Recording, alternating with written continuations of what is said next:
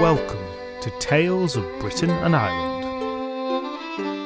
This is a podcast telling the stories, legends and folktales of Britain and Ireland in no particular order. Presented by Graham and coming direct from South Yorkshire, each episode tells a story or selection of stories from all across these islands and throughout their history, followed by a short and decidedly inexpert discussion of the origin and themes of each tale.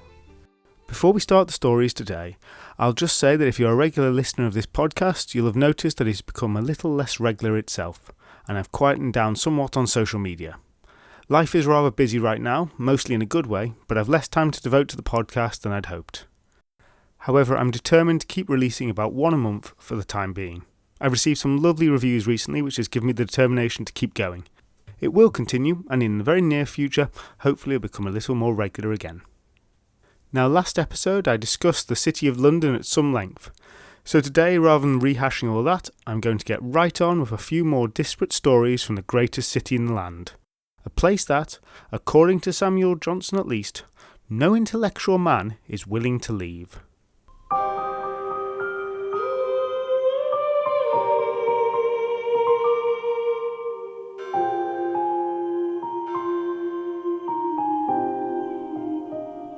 Southwark Cathedral is a Church of England cathedral on the south bank of the River Thames, a stone's throw from London Bridge.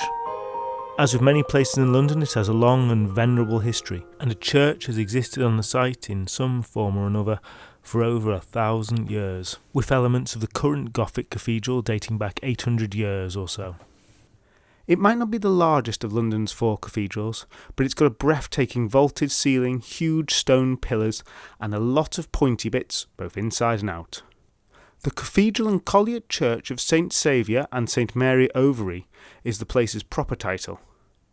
Back in the old days of Christianity, the land was awash with saints, practically full up with the blighters, before a drive for quality control, careful vetting and the introduction of strict admission criteria caused numbers to drop off in the 11th and 12th century. And according to legend, Mary Overy was one such saint. We go back to a far distant time, before there was a bridge over the Thames in London.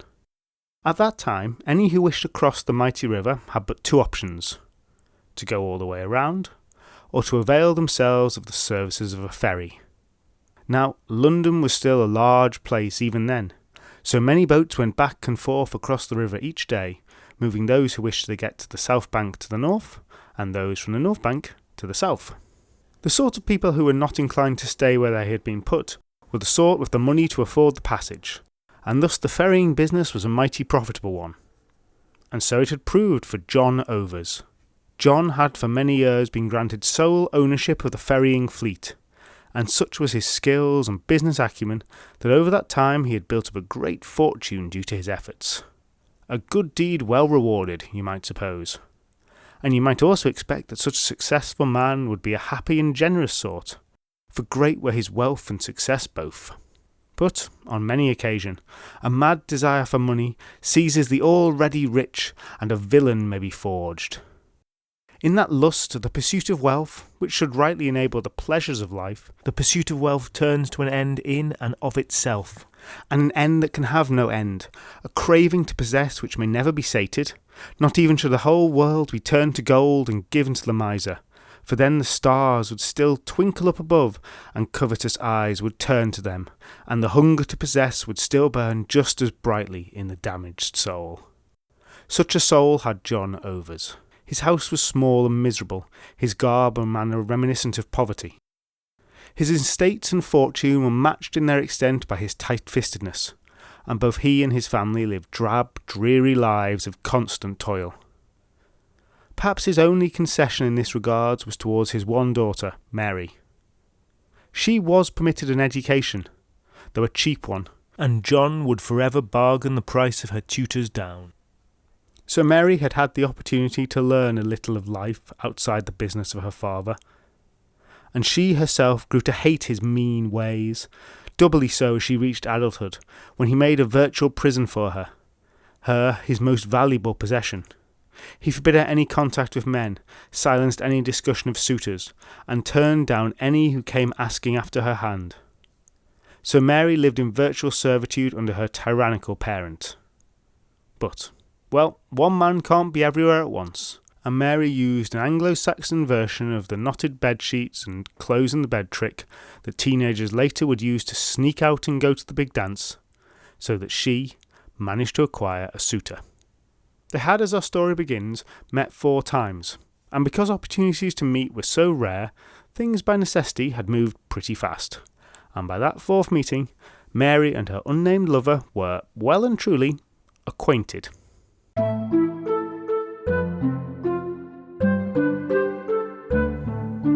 Old John Over remained blissfully unaware, and Mary would count the days down till she could see her lover again.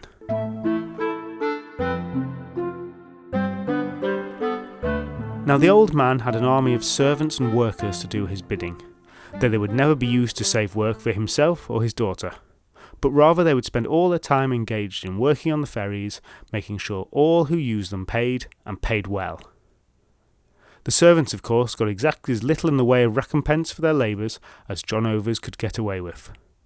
The meals were the cheapest he could find, industrially produced black pudding, purchased at a penny a yard, soups made from the marrows of old bones, and the stalest, hardest bread he could find. Oh, what a paradise it was in this time before unions and minimum wages, when poor, needy entrepreneurs weren't shackled by the interference of government. Oh, what halcyon days they were, though we may yet be lucky enough to see such times again.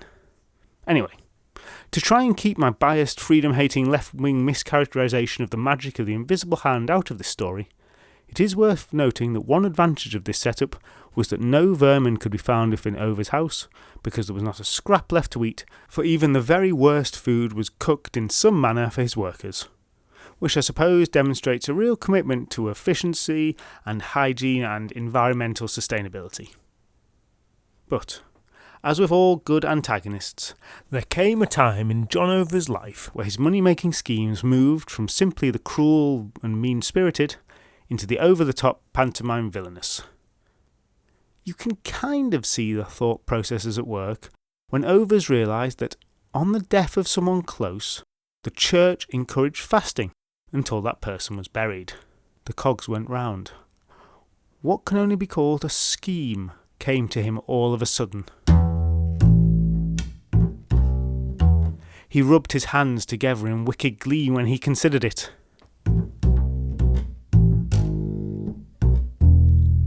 I could fake my own death. All my workers would be obligated to mourn. Then I would simply wake up a day later, declare it all to have been some kind of fainting fit or something of the like, and I could save a whole day's worth of food. Dragon's Den worthy the idea probably wasn't, though it could have perhaps been successful on an episode of The Apprentice. The once perhaps sound businessman now had a cog distinctly loose in the engine of his mind. John dragged Mary into his scheme, and with great reluctance she found herself helping her insane money-making obsessed father do his insane money-making obsessed father things. Feeling, probably not for the first time in her life, that she was Huey, Dewey and Louie in an episode of DuckTales, she found herself wrapping her dad in a sheet and laying him out as though dead, with candles and incense and the whole thing.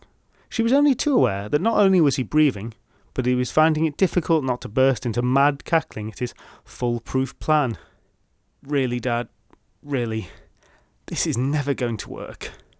But Mary was afraid of what her father would do should she not assist, and so she continued the ridiculous performance. And once the preparations were in place, Mary went to announce the news.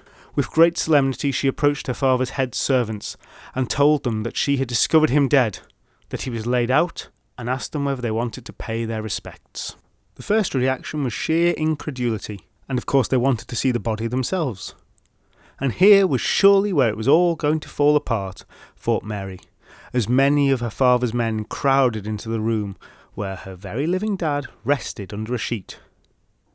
But no, for upon seeing his body laid out, the men didn't bother to examine, for they were too busy being overjoyed. An impromptu song and dance routine broke out right then, and as though they were in a musical, the oppressed workers were soon chorusing about how bloody wonderful it was that the penurious old bastard had finally kicked the bucket, perhaps entitled "John Overs is over," or something cleverer.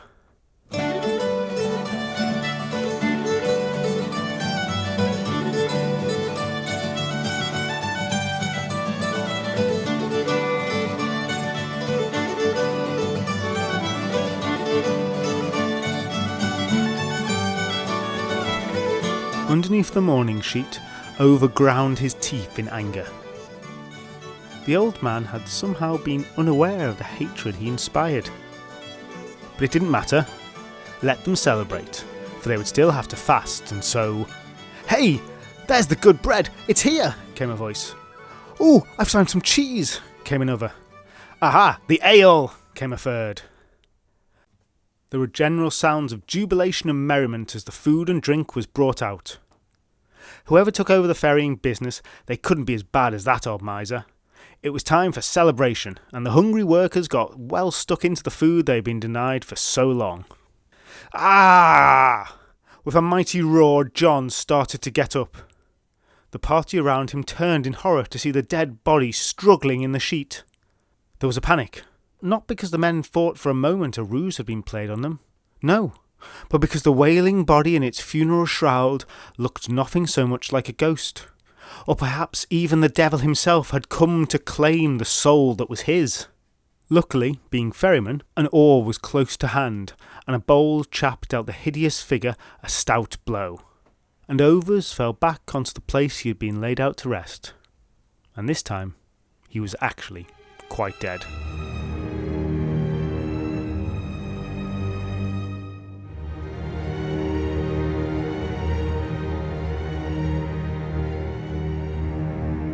Oh, the semi-ironic punishment that had been dealt to him.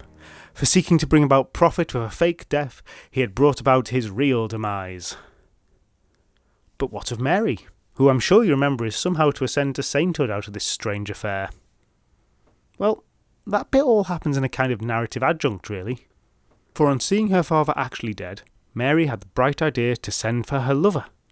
Now they could get married, and the lucky man and Mary would inherit her father's fortune. And they would certainly not scrimp and save and live in a hovel. They would use it well. Mary's lover lived outside the city, and he received the news from Mary's messenger with great joy. Immediately he was on his horse and riding for London at great speed. And just as he was entering the city, his haste was such that his horse threw him, and the poor man was left splayed out on the cobbles, his neck broken, his eyes unseeing. Yes, it appears this entire story has just been a lengthy introduction to one of those disturbing adverts that are all about the dangers of speeding. Now, with the death of her lover, Mary became stricken with grief. And worse, she was suddenly surrounded by a whole load of new suitors who were suddenly very interested in her and her enormous inheritance. Day by day they hounded her as she tried to mourn. Mary considered what to do with all her money. Eventually, she decided to turn all the wealth from the ferry over to the men who had done the work, turning them into a true workers' collective. No, she didn't. No, she took it all and she gave it to the church, took up religious vows and retreated from public life. And that fortune was used to build a bloody big church in Mary's honour, a church which would later become Southwark Cathedral. And Mary got a sainthood out of the deal, as is only proper for those with a lot of cash to splash around. What actually happened to the ferryman, I do not know. But let us hope that their lives were at least a little improved thereafter, at least until the next worst boss came along.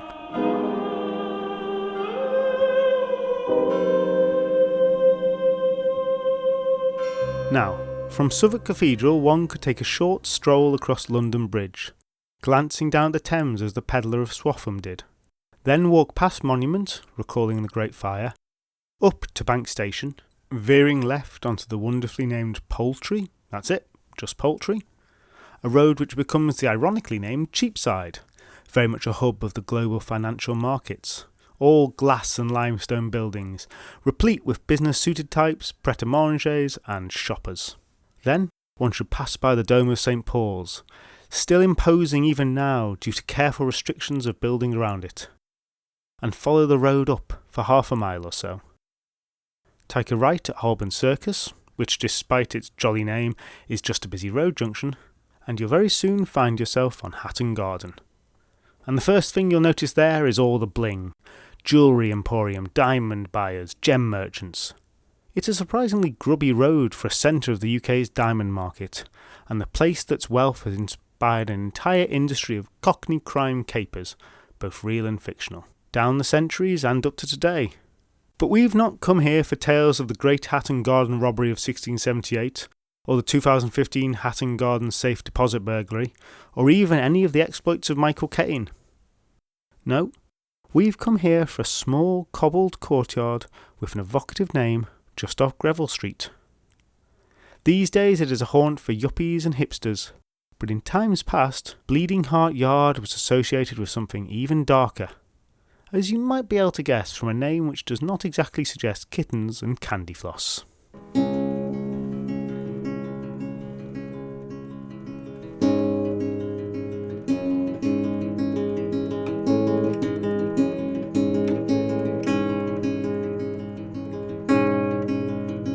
It's the 16th century, and good Queen Bess is on the throne.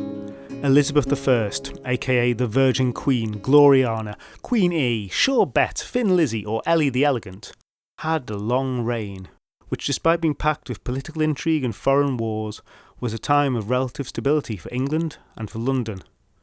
Though sparsely populated and wild compared to today, London was booming. Our boy Billy S was going down a storm at the Globe, and the city was abustle with trade, industry and every entertainment imaginable, however unadvisable it might have been to imagine them. Sir Christopher Hatton was one of the Queen's most trusted advisers, and had built for himself a large house within Hatton Gardens, a place which he found was named most conveniently.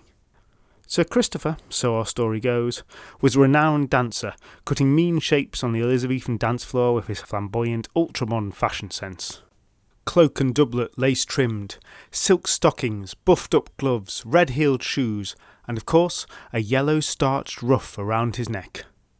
He had risen through the ranks of advisers rapidly, and while some attributed his success to his disco routine, others whispered of darker forces that were involved. Elizabeth Hatton, née Fanshawe, who, though rich, could afford fewer nicknames than the Queen, hailed of course from a good family. She had been with her husband since early in his career. For Christopher, she was perfect. But there was a certain talk that grew up around her.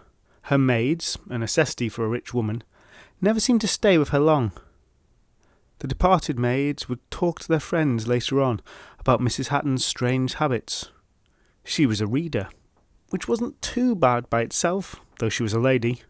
However, she was known to read in bed, a habit that was questionable at best and downright suspicious at worst. Worse still, said one maid, under her breath in a London tavern. Strange sounds came from the woman's chambers at night, groans and sighs and other odd noises. What? Asked a friend. You mean she was having it away with some fella? They're all doing that, those posh folk. Nothing else to do, have they? But the traumatised ex-maid fixed her doubting friend with such a stare that the woman soon lapsed into silence. No, you think I don't know that? This was something else. Sounds I never want to hear again. Unearthly sounds. She shuddered. What do you think it was? It was like the room was full of something. Something not right, not of here. It was like a hobgoblin was crawling out of hell. Now the nature of rumours are to spread, and so it was with those regarding Elizabeth Hatton. It was not long before people of high and low standing would declare solemnly that she was able to speak to the dead, that she could transform man to beast, that she could divine the future, and that, broadly speaking, she was in league with the devil himself. And yet, oddly enough, the cloud of gossip that surrounded her did nothing to her husband's ingratiating himself with all at court, most particularly the Queen, and with his rise to power. Over the years, the Hattons' prestige continued to grow, and they amassed titles and lands and wealth through their intimate connections with good Queen Bess. As men are wont to do, Christopher Hatton flattered himself that it was his charisma, his skill, his breeding and intelligence that had elevated their position so. But on some level he must have known, suspected at the very least. But it's very easy to not know what you really don't want to know, and so he ignored the little hints. The way his wife would carry little bottles of unlabelled concoctions around with her, concealed on her person only to appear before in a meeting with an important courtier. How his wife would watch carefully as the Queen drank from her goblet. Probably he also had to forget how she'd burst into random fits of evil, witchy cackling. Sir Hatton's cultivation of wilful ignorance was at a truly legendary level. Now the lives of the couple were the very best that Elizabethan England could offer. For food and drink they never wanted, and all the comforts of the pre-modern world were theirs. Though the whisperings continued, no actions were ever taken against them, for they always seemed to have an exceptionally loyal group of supporters at court. For years and years this went on, and so it might well have continued, had it not been for the infernal credit controllers. The bookkeeping in hell was, to put it mildly, a mess. Now you might have supposed that hell was well organised in this department, being stacked with financiers, accountants, actuaries and the like. But the deserving torture of these souls, rather than their gainful employment, distracted from the maintenance of decent ledgers, which wasn't really the forte of demons, who were really more comfortable with the get a fork and stick them at the pointy end part of the job, than with debits and credits and stuff. So it was that an overdue debt had been allowed to sit uncollected for many years without anybody noticing.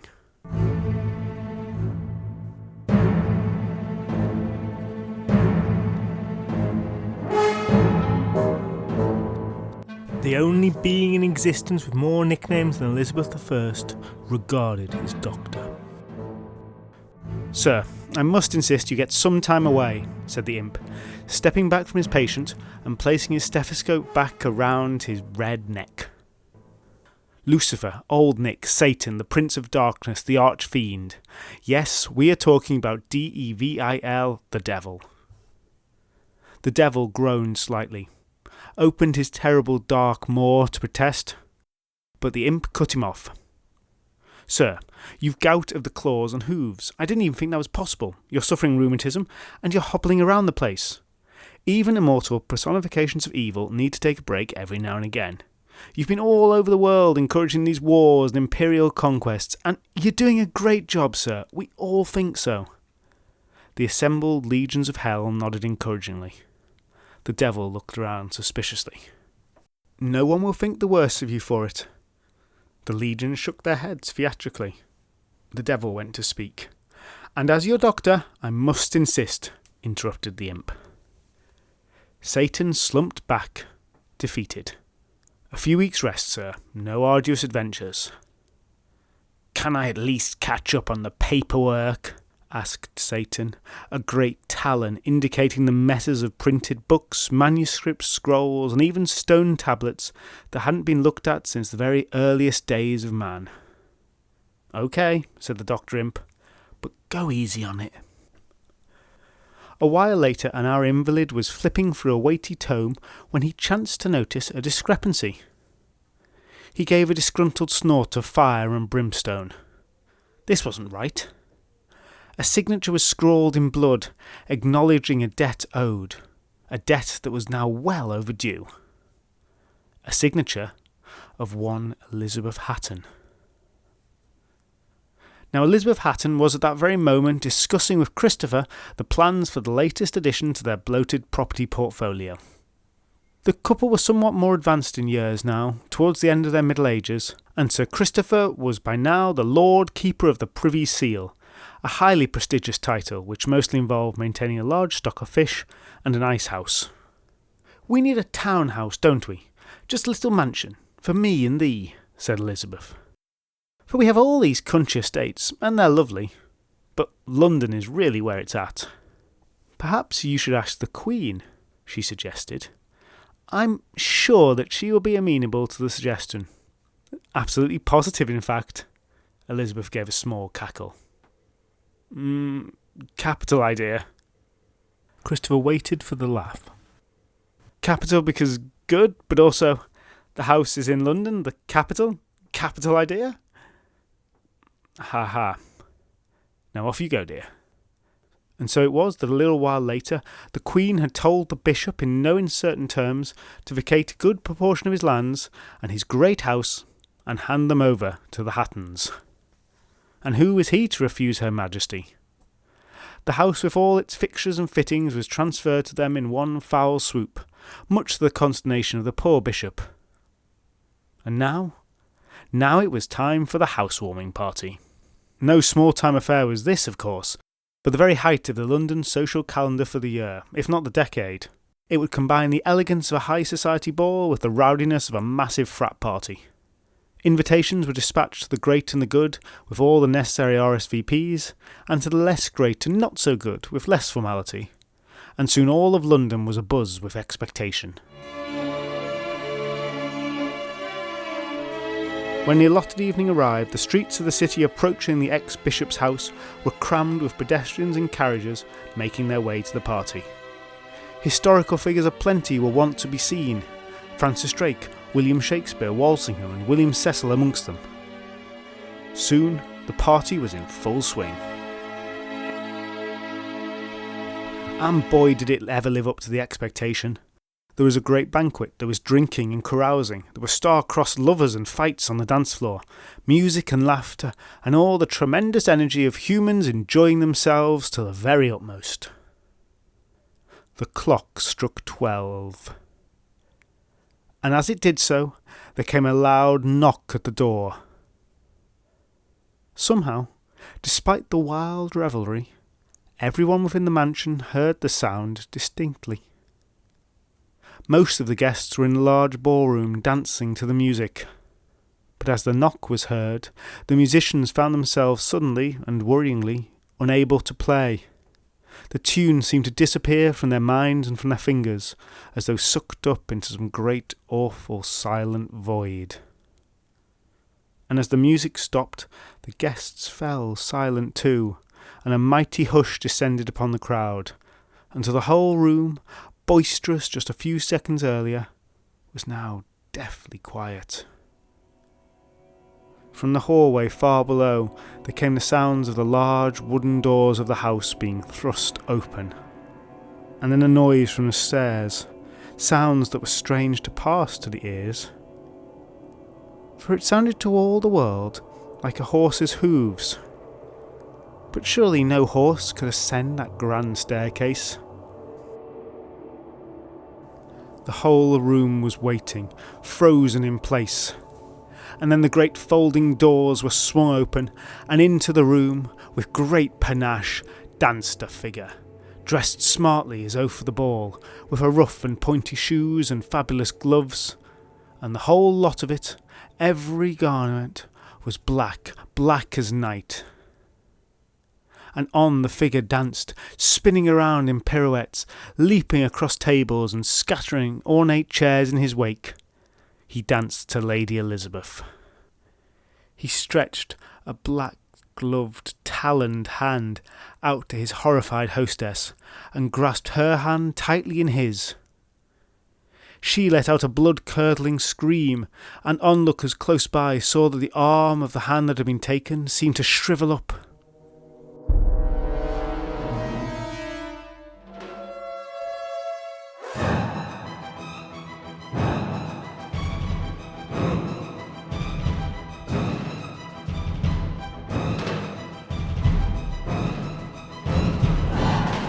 And the beast took Mrs. Hatton, and he whirled her and he twirled her around and around, getting faster and faster, and then they seemed to rise into the air, twirling ever more, until smash!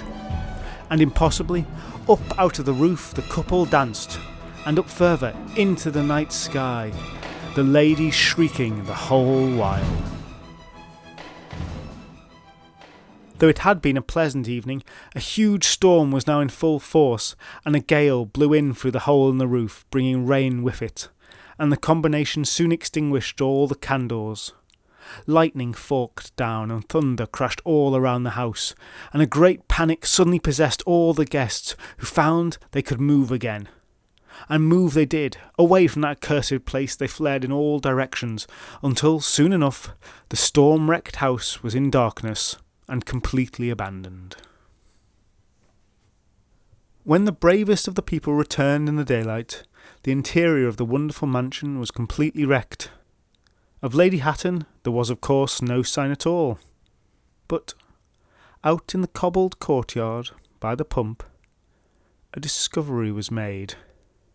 For there, on those cobbles, lay a human heart, and impossibly, the organ was still beating, blood pouring from it almost endlessly.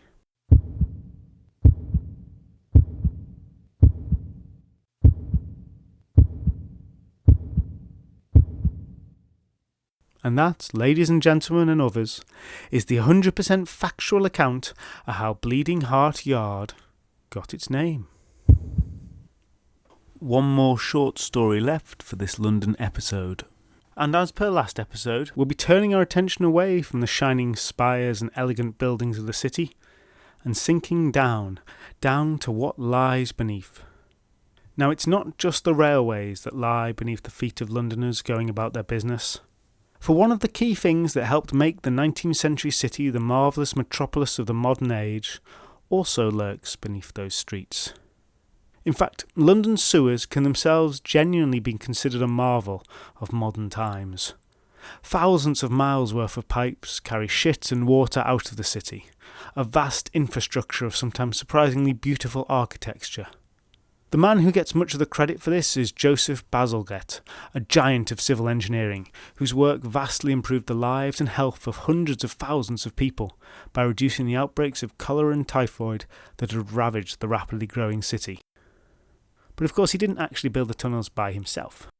That was down to the back-breaking toil of a great many workers.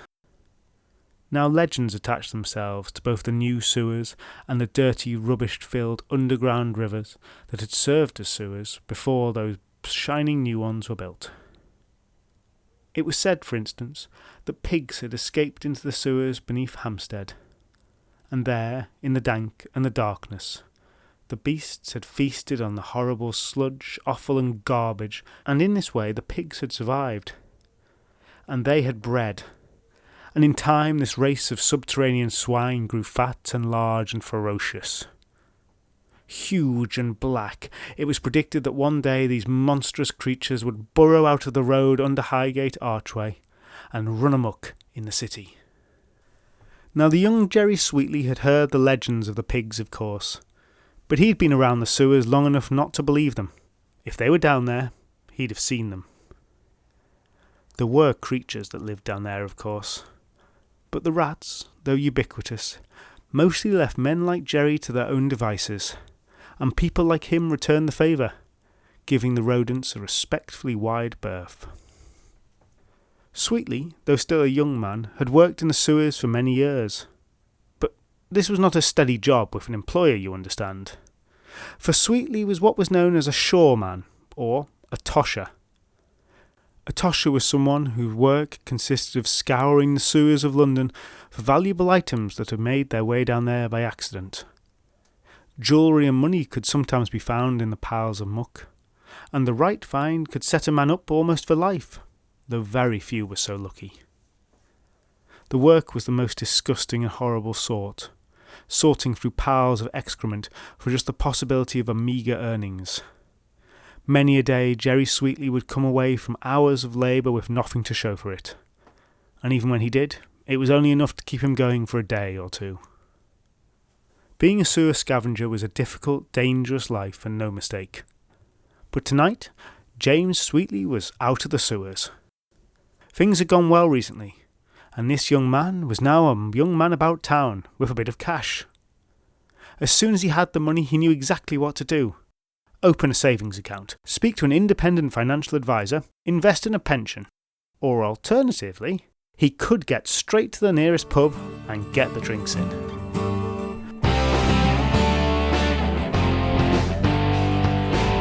Pubs in Victorian London were loud, raucous and dangerous places. Jerry, of course, was used to danger, and the type to be found in the pubs was far preferable to the sewers. She was also used to danger.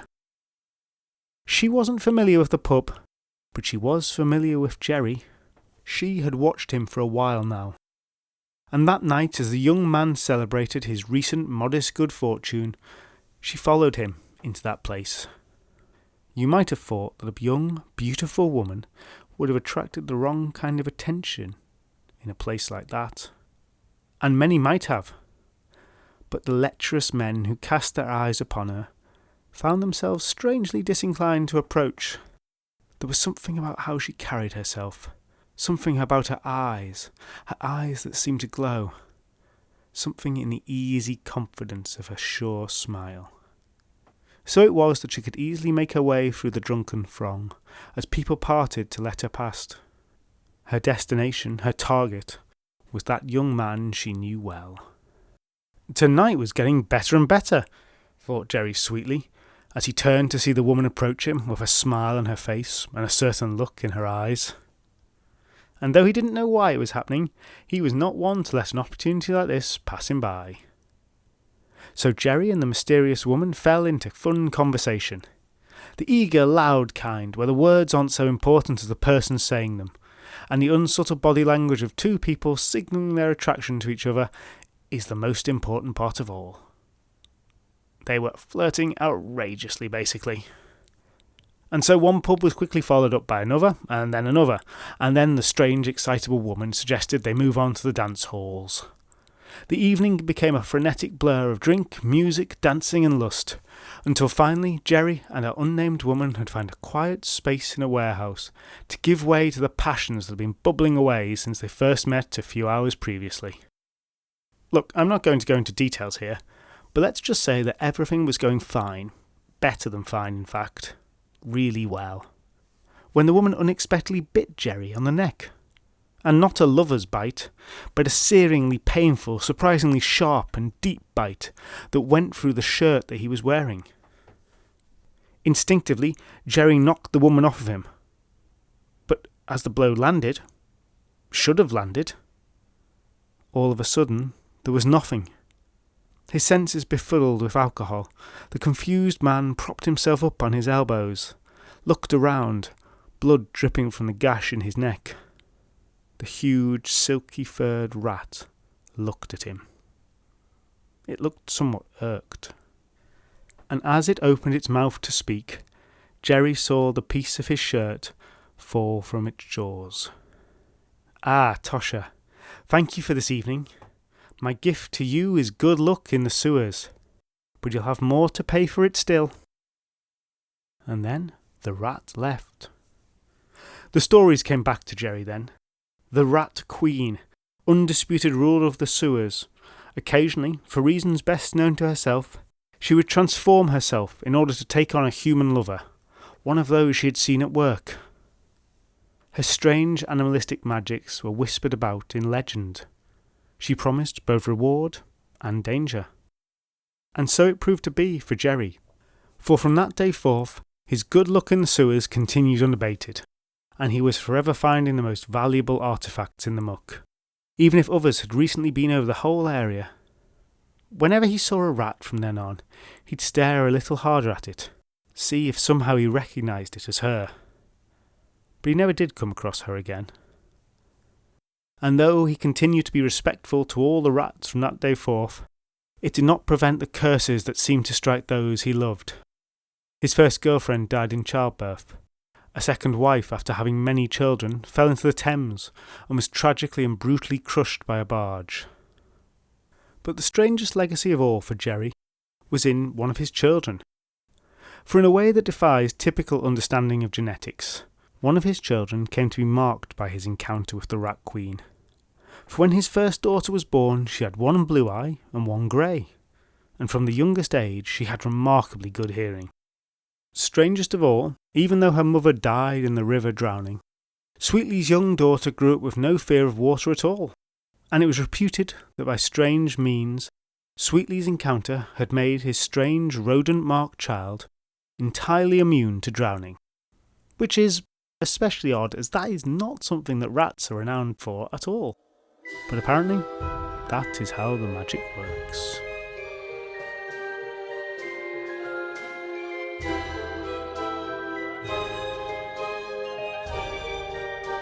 And so, yeah, that's the story of Jerry and the Rat Queen. More an urban legend than a nicely plotted tale with well-developed characters. And that's our final London tale for today, though I'm sure we will be returning to the city at some point. So now, a little background/waffle about today's stories. Let's start at the end with Jerry Sweetly and the Rat Queen. I'm intrigued about how this story seems to tie into other tales of seductive women who turn into animals. It's a fairly common trope in British mythology and beyond, with it being seals and foxes and other examples. There is apparently just something that appeals in the idea that animals turn into women, desperate to get it on with random human men. And I don't want to go too deeply into any Freudian interpretations of that. This particular legend is a bit of a one-off, and updated for a modern age with a particularly unusual animal. And from everything I can tell, it seems to have a single source, having actually only first been recorded as late as the 1990s, which definitely makes it the most modern source of a tale on this podcast so far. And equally unusually, it was also told as a second-hand account of a supposedly true story. According to Liz Thompson, who first told the tale, her great-great-grandfather was Jerry Sweetly, and he had revealed what had happened with the Rat Queen in no less a setting than a deathbed confession, when he died in 1890. Which is one hell of a deathbed confession, and must have had his family really scratching their heads. So yes, this one is for all you cryptozoological nerds out there. There's a fair chance a sexy shape-shifting were-rat may live in the London sewers. However, I think Nessie and the Beast of Bodmin Moor are probably safe in their position at the top of the table of UK cryptids for now. Now, the tale of Lady Hatton and her bleeding heart. The version that I told was drawn from the Ingoldsby Legends. This was an 1837 book of comedy, gothic horror, historical and saintly stories. They're told mostly in verse, with awful stretched rhyme schemes that are intentional and amazing. We covered a tale in the podcast before. Check out episode 10, The Hand of Glory, for a bit of an overview of this book. But the legend itself had clearly been doing the round a bit before then, and most famously it crops up in the Dickens novel Little Dorrit. Now, there are actually two versions of the tale in circulation, one of which is the witchy devil one that I've just told, the other of which is less fantastical, whereby Lady Hatton was having it away with the notorious Spanish ambassador who attends the ball.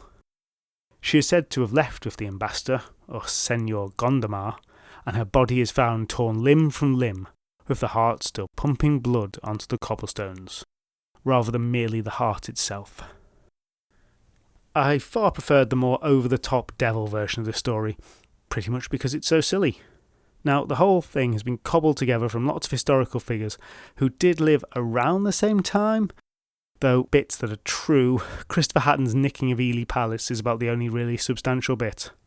And of course, Queen Elizabeth I did have a lot of nicknames. According to Wikipedia, the actual name for Bleeding Heart Yard probably comes from a nearby pub, whose grisly pub sign showed the heart of the Virgin Mary being pierced by swords, which, aside from being pretty damn metal, used to be a common depiction of Mary and the sorrows she suffered in her life, because Catholicism loves itself a bit of gore. And what of Southwark Cathedral and our Saint Mary Overy? Well, oddly enough, there's a good chance that Mary Overy didn't exist at all. This precursor to a Scrooge story seems to have been a bit of a back formation. It seems likely that Overy actually just meant over the river, so the church which was the predecessor to Southwark Cathedral was simply known as St Mary's over the river, with no Mary Overy necessary to explain all that. There's a plaque telling the legend of the cathedral by it today, and the version I've told comes from a pamphlet first published in 1744, grandiloquently entitled The True History of the Life and Sudden Death of Old John Overs, the rich ferryman of London, showing how he lost his life by his own covetousness, and of his daughter Mary, Reeve, who caused the Church of St Mary at Overs in Southwark to be built. Wow. That is some title, and those guys seriously had never heard of spoilers. Anyway, it's clear that the legend has some pedigree, going back several hundred years. but where exactly it first comes from, I can't quite find out. Now, it does bear some similarity to other stories of misers getting their comeuppance. I do like how the story is ridiculous and contrived, though the moral of the story is presented as being about the evils of money-making. Really, it's more about being a careful road user and not faking your own death. Now, we've reached the end of the London legends for now, and I hope I've really laboured the point that myth and magic are not just rural affairs. In these two podcasts, we've heard tales of prophetic dreams of London bridges, underground tunnels haunted by magical rats, giant pigs, and the ghost of an Egyptian princess, a saint with an awful father, a violent Elizabethan Wonder Woman, and the slow-to-collect accounting in hell. And we've barely scratched the surface, having even managed to miss out the Tower of London and not mention the creatures that lurk in the Houses of Parliament. This great city at the heart of the UK, and yet somehow removed from it, has many more odd stories to offer up, and we'll try to cover more of them in time. But for the next episode, we're leaving urban living behind, and we're firmly back in the sticks with a story from Lancashire. You can follow Tales of Britain and Ireland podcast on Twitter, Facebook and Instagram. There's also a website, talesofbritainandireland.com, where there's a page for each episode which contains more information including illustrations, asides and recaps, along with other additional bits and pieces to explore. The intro music was written and performed by Alice Nichols, and you can find all the other musical credits on the episode page on the website. If you enjoyed this podcast, then please do share it with others or give it a review, as those really are the best ways to help us out. You can also join Tales of Britain and Ireland on Patreon to get extra members episodes. Thank you so much for listening, and I hope you'll join me again soon.